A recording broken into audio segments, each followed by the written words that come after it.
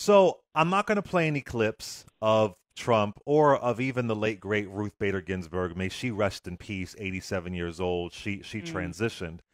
But I want us to talk because Yeah. you know, honoring her passing away and the kind of incredible work that she did.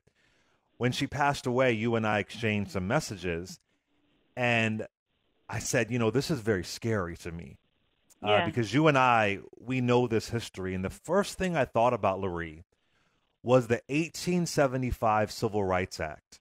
Yeah. That was really important, right? It was really crucial Yep. to the lives of black folks during this time. That's By right. 1888, October 15th, 1888, the United States Supreme Court called that law unconstitutional. That's right. And I saw a lot of folks on Twitter saying, well, this can't happen, that can't happen, this can't happen. And I'm saying, wait a minute, these things can happen. And one of the first things I said to you was, do you see them going back to Brown versus Board of Education? If Trump manages to get in another Supreme Court, no matter what he has to do? And you said, Clay, everything is up for grabs. Everything. Then about an hour later, I see it trending. Brown versus Board of Education. That Trump has appointed judges who have said it is not settled law. Loree, That's right. I thought it was settled law. I didn't even know we could go back to that. And literally, you say that to me an hour before, and I see it trending. Then, of course, that means revisiting the Civil Rights Act of 1964, That's right.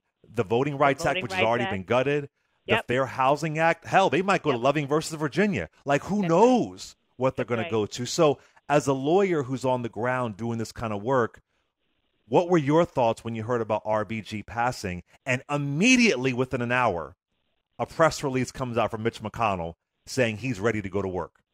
That's right. When we were exchanging those text messages, I had already been lamenting, like, Lord, what us gonna do, Father? Mother God, what us gonna do? Because the reality is, and I'm sure when you said the 1875 Civil Rights Act, I am absolutely 100% confident that people in the audience thought, oh, he must have meant 1965. Right, because right. He couldn't have meant, Clay must have messed up. He must have Right. meant 1965.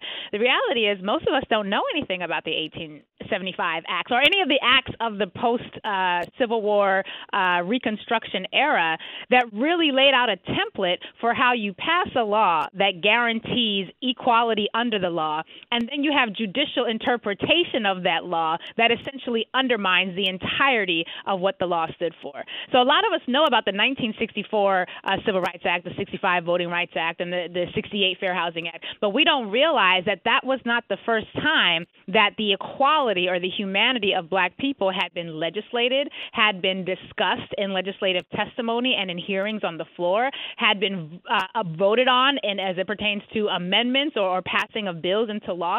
This was not a new thing. The country had done this almost 100 years prior, right after the Civil War. And the reality is judges interpret the laws.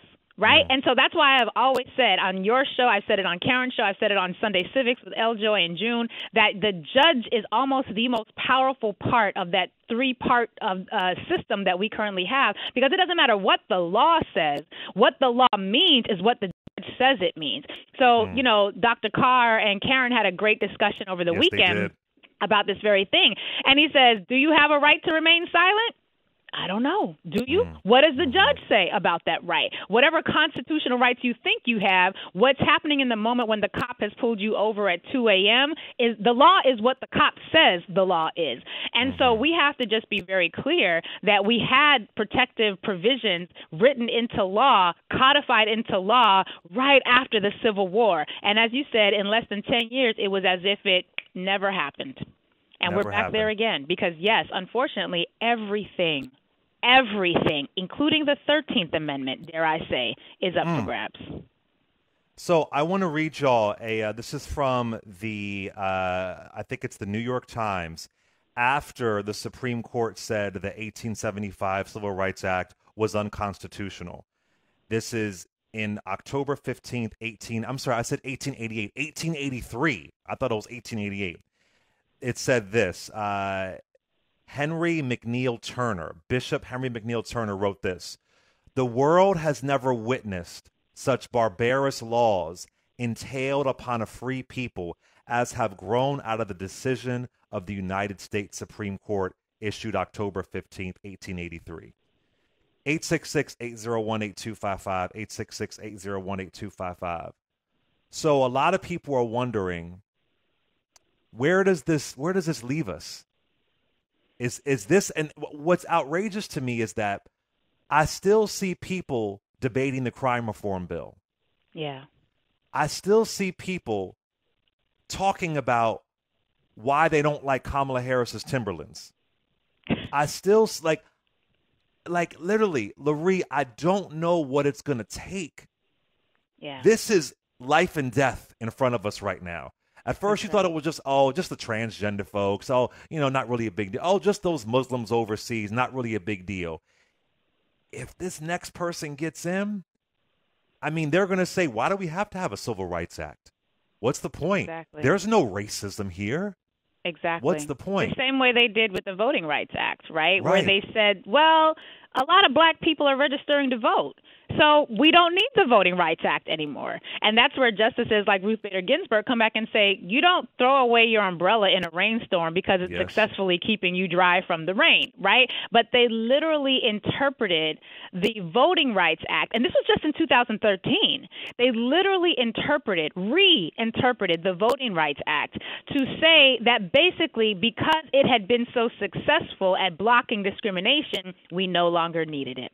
And as a result, ever since 2013, we have been voting without the protections of the Voting Rights Act. So the voter suppression that we're experiencing right now is directly related to the fact that in 2013, the Supreme Court held that the teeth of the Voting Rights Act was no longer necessary. They gutted that. And as a result, there were laws that states and jurisdictions had tried to pass before the 2013 decision that the Justice Department was like, oh, absolutely not. This is voter suppression. This is going to harm elections. This is going to be something that is going to harm traditionally marginalized people. Those very same plans that they could not get approved by the Justice Department in 2012, like the next day, Clay, after the 2013 decision, Shelby v. Holder comes down, they reintroduce the same, if not even more dramatically harmful voting rights legislation. And guess what? Because there was no longer a Voting Rights Act, that voter suppression, those voter ID laws, all of the laws that we now look to that make it so difficult for black people to vote, that have us standing out in lines 3, 4, 5, 8 hours at a time,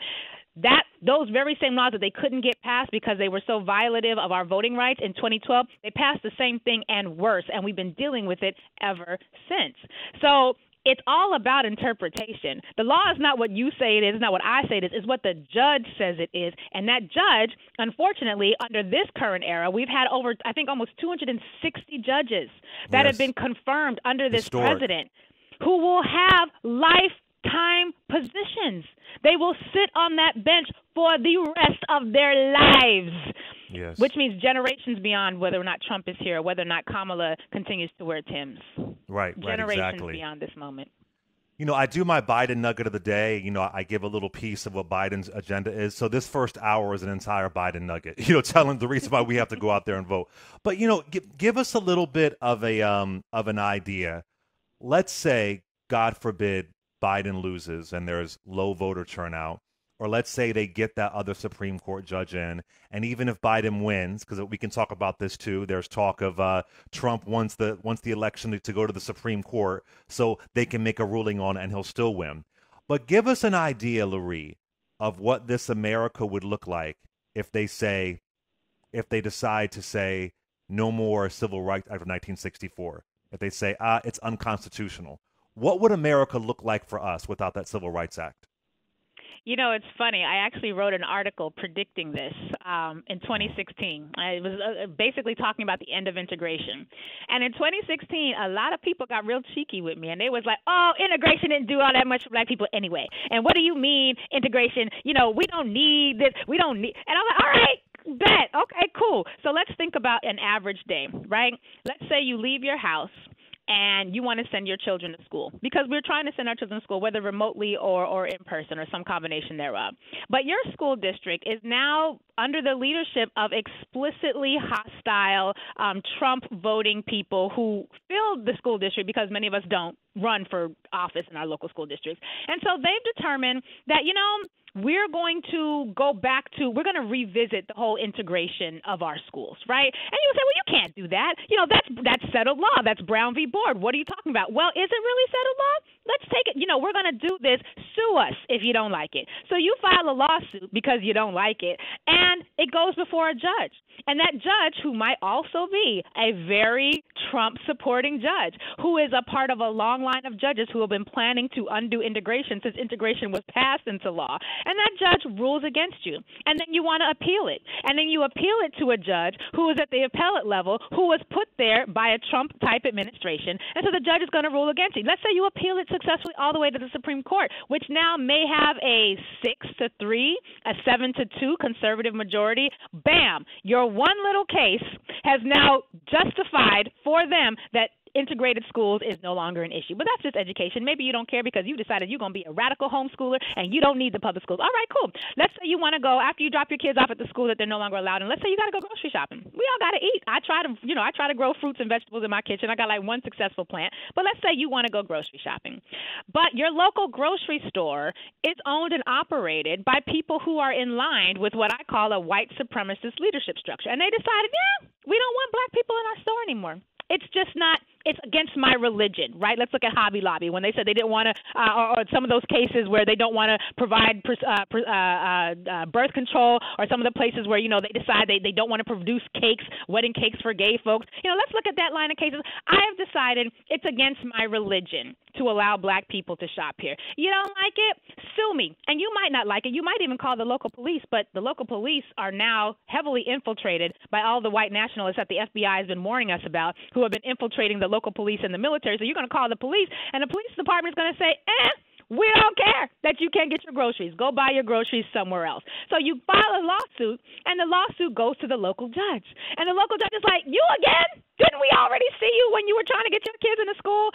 Overruled. So the judge decides that they are going to align, and they're going to protect the religious interests, quote unquote, I'm putting that in air quotes, the religious interests of the local grocery store owner. What are you going to do? You're going to appeal it. And guess what? You're going to appeal it to the same appellate court that you had to appeal your school decision. And that same set of appellate judges who have been firmly packed with white supremacist leaning, white nationalist leaning judges are going to rule against you. You're going to appeal that to the Supreme Court, and bam, you lose again. And now, because the law is no longer going to be read as requiring public accommodations to be fair and equitably accessed by all people, you no longer have a right to a grocery store. But it doesn't just sit with grocery stores, because now any commercial institution can look at that law and say, well, did you see the lawsuit that Clay Kane lost where he tried to go to the grocery store? Well, that was a grocery store. I'm an auto mechanic, and I, too, it's against my religion to allow the blacks to have access to my auto mechanics. Or I run a hospital, and me and the board members of a hospital have decided we no longer want to have black bodies piling up in our space. And as a matter of fact, you all have comorbidities anyway. We're still in a pandemic. We don't have resources. It's not just against our religion. We don't have the capacity.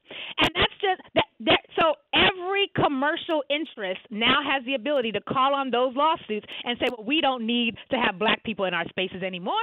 And then let's say you're trying to get a mortgage, right? The fair house, because, you realize you can't stay in this little town that you were in that kicked your kids out of school and that kicked you out the grocery store. So you want to get a mortgage somewhere. Well, there's no more Fair Housing Act, because that's been interpreted in the same way as Brown v. Board has been reinterpreted, in the same way that Shelby v. Holder was reinterpreted. So you don't even have rights to have access to mortgage products that are not going to either redline our communities or are going to be toxic racist loan products, many of which led to the foreclosure crisis in 2008. You're not going to have those protections anymore. Let's say that you want to, anything that you want to do as a person in this country who is not protected by laws, when you are a part of a group of people who have been historically excluded from accessing the products and the benefits of this country by law, you no longer have a right to. And if you no longer have a right to life, liberty, and the pursuit of happiness, let's look at the 13th Amendment. Right now, the 13th Amendment is the one amendment standing between us and slavery. Why? Because slavery is forbidden except if you have been convicted of a crime. That's up to interpretation. If I am a judge who disagrees with the prohibition against slavery, and I personally think that we never should have let these people off of plantations, and a case comes before me that's looking at prison labor, who's to stop me and who going to check me if I reinterpret the 13th Amendment? And it might be completely against precedent, but all you got to do is appeal, and you take it to that same appellate court who ruled against you with the schools, who ruled against you with public accommodations. Right now, it becomes an open question as to whether or not slavery is allowable. People seem to act like, no, people are experiencing what life is like when we don't understand history. And when you don't understand history and judges have power that you don't recognize, and in fact, the only people that you don't even know the names of them on the ballots are usually the judges, that is where we end up getting our asses handed to us, because the reality is everything is up for grabs. Mitch McConnell is going to ram through another Supreme Court justice. If this administration is able to either be reelected or is able to steal another election, or we don't get the Senate, any three of those scenarios, what else gonna do, Clay? What else gonna do? But don't worry, hold your vote. Go ahead. Hold your vote hostage. Hold your vote hostage. Go ahead. Listen to Ice Cube and Diddy, who if something crazy happens, they can hop on a plane and go somewhere and live a luxurious life, right? They live luxurious lives right now while we in pandemic time. Right now. Here's the other thing in which you started. I just want to touch on that for a minute. I know so many people, and we're going to go to the call soon, 866-801-8255, who have said integration was a bad thing. Yep. We shouldn't have integrated. It was a bad thing. My grandfather was raised under the Jim Crow South. He didn't have money. He wasn't in a Black Wall Street. He was poor in Gushland, Virginia. I have seen people romanticizing segregation. Romanticizing it. And mind you, there could be some arguments made. There were some things that we lost, whatever the case may be. But romanticizing the violence of segregation, romanticizing the terrorism of segregation. We don't want to go back to that. We're not going to suddenly have these. Even the HBCUs we have during segregation, they're still struggling to stay afloat. They're fighting white terrorism. It's not just Tulsa. It's Rosewood. It goes on. It's Wilmington, North Carolina. It goes on and on. So they're romanticizing it, and God forbid something terrible happens. Now y'all going to see. This is it. Yeah. These are dangerous times. It's extremely dangerous. And, I'm one of those folks who have definitely said that allowing our children to be taught by people who have a relationship to us similar to that of the Nazis and the Jews was a fatal mistake, right? There's absolutely no way we should have allowed our children to be educated in those spaces. And that wasn't the only option on the table. I think there were a number of people during that era where we were battling about the schools that were like, all right, we can stay separate, but we got to have the equal, right? Like we need to have equitable funding. And we that's never not had where that. The courts landed. Yeah. And the reality is, however, that when you are a child who has to walk 20 miles to get to the next school because the white school that's 2 blocks from your house refuses to admit you, there were certain structural pressures that forced us into making some of these decisions. I would also suggest that our own internalized white supremacy caused a lot of black flight out of black communities as soon as we got access into white spaces because we had been taught forcibly that the white person's ice is colder. So I recognize that there are a lot of issues that contributed to the decisions that were made about whether we integrate or segregate. However, I'm going to tell you this. Unless you know about the Deacons of Defense, the Deacons for Defense and Justice, right, who had to be armed black people, not going out aggressive, but being very defensive because they literally would have Klansmen or any white person who wanted to with a weapon threatening black lives on a constant basis. We don't have the communal infrastructure to rebuild something like that right now. And I think one of the challenges about integration is that it allowed our white supremacy muscles to atrophy, right? So whereas my grandfather knew what it was to live in segregation, right? They had support mechanisms for how to handle that. They had cultural institutions for how to navigate that space and stay alive. We have largely abandoned those structures. We don't even have most of us attending a particular religious institution anymore that we could use for organizing spaces.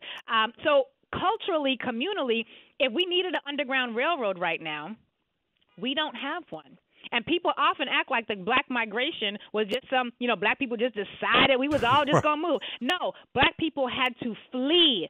Yes. They were refugees. They had to flee the violence, and not all of them could. Some of them were literally boxed in. If y'all have watched Lovecraft Country, that one episode where they have 9 minutes to get to the county line, otherwise they're in a sundown town, and that's their life. When you physically cannot navigate your surroundings, your geographic surroundings, because you are in an island surrounded by white supremacists armed with 2020-style weapons, people who are opposed against you, people had to flee.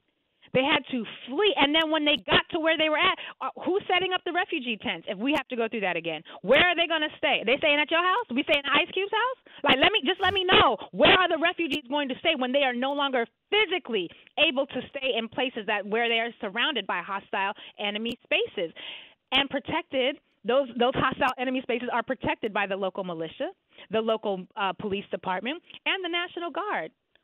Where are we going?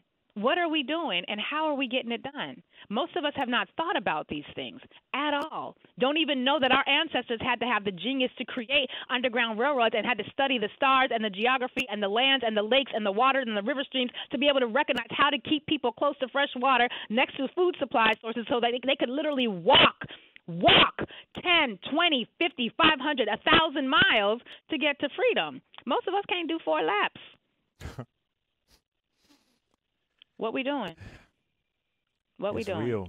It's real. That's why, we have to show up. In 1964 with Lyndon B. Johnson, there was 72% black voter turnout in the South.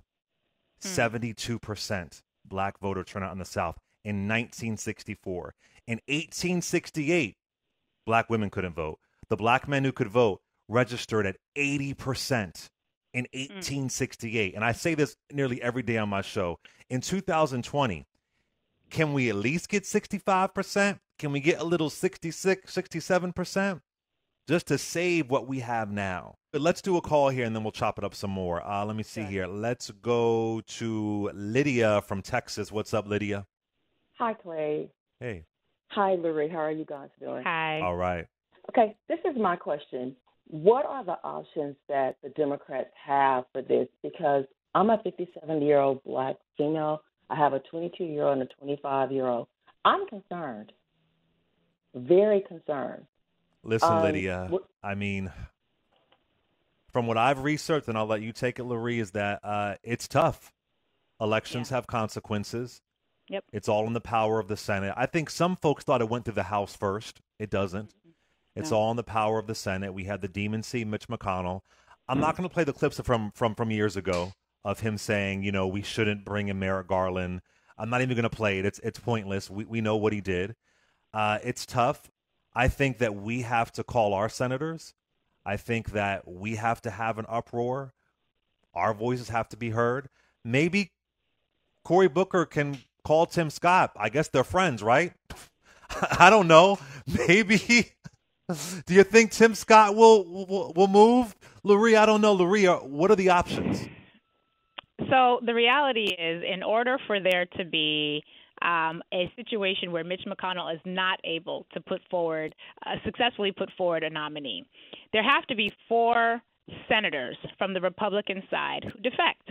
Right? There has to be 4, and it can't be 3, because if there's 3, then that means the Democrats and the Republicans are equal, opposed, and for, and that means Vice President Pence gets to make the tie-breaking vote, right? So you got to have 4 senators. There are a number of senators who have made sort of some wishy-washy statements that kind of look like they're not for putting forward the nominee, at least before the next election, right? But the election's in November. The inauguration of the next president doesn't happen until January. So enough of them, Susan Collins kind of came out against it, but then she gave herself enough room with the wording to say that, let's say, on November 10th, we have a new president who's going to be inaugurated in January, but on November 10th, the president that we currently have is a lame duck. Technically, he could still put something through. I think the reality is Mitch McConnell is going to get something done on this point. If there is nothing else that Mitch McConnell has done the entirety of the past 3.5, almost 4 years, he has been successful at getting conservative, usually unqualified people to sit in these judgeships, and I don't see this as being any different. After the fact, and again, after, depending on what's happened, right? So after the fact, let's say a Biden-Harris administration wins and Trump is not able to successfully steal another election. Then if the Biden-Harris administration also has the Senate, which is why you can't just worry about the president, you have to worry about your senators. If they have a Senate that is favorable to Democrats, they could expand the court. Quite frankly, I am highly in favor of expanding the court, expanding the federal courts throughout the nation. They haven't been expanded in generations. And so I'm actually in favor of doing that, specifically because Gorsuch right now, Kavanaugh right now, they have effectively stolen a seat already. Merrick Garland still, sitting at home, not, yes. in his previous day job. I am actually in favor of them expanding the court. There's nothing in the Constitution that says the Supreme Court has to have only 9 justices. And if they're able to ram through this third judge, in complete violation of the racist rule that they set up for President Barack Obama. And I say it's a racist rule because it's a rule that they created for the black president that they then undid for the next president who came after the white president. If they are able to successfully get another justice in an election year after they swore that they would not do that in 2016 for President Barack Obama, after they blocked most of his judicial appointments throughout the entirety of his 2 terms, then I would be highly in favor of Democrats expanding the court. But the reality is, right now, there are not a lot of options unless we get 4 senators to deflect and to hold that deflection until the inauguration of the next president. And here's the thing. I agree with you, and I'm going to be honest with y'all. I think it's going to happen. I think he will get another person on the Supreme Court. Yeah. So our option is, and I know folks get tired of me saying it, is to vote. Because if he gets that other person on the Supreme Court and he gets a second term, then you haven't even seen the destruction that Trump can cause. And I don't even think, right. I mean, he's passed a lot of racist policies against black folks, but I don't even think he's fully gotten to work on black communities the way he really wants to get to work on black. This whole idea of saying that New York and certain areas are now a threat. What are the DOJ said that as far as a report came out today, they're threatened, they're dangerous areas. He hasn't even gotten to work. So if you're outraged, you got to make sure that every single person is voting. The only safety net is for him not to win. And I agree with you. If Biden and Harris get in, they expand that Supreme Court. And if I ever get a chance to interview Biden, then I will say one of the other things that would at least put a massive hold on voter suppression is abolishing this electoral college. I know Biden said that he's against that, but Kamala Harris said she's open to it. So we have to think of some real fundamental structural change to our election system and to our Supreme Court for this to not happen again. So honestly, there aren't a lot of options, but it's us showing all the way up, all the way out, like we did in 1868, like we did in 1964, like we did in 2012. For the first time in history, there was higher black voter turnout than white voter turnout. It's about saving ourselves. It's not about saving Biden, because if Biden loses, he's going to be fine. That's right. Look at Hillary Clinton. She's chilling upstate with her apples in the orchards. She's good. She's good.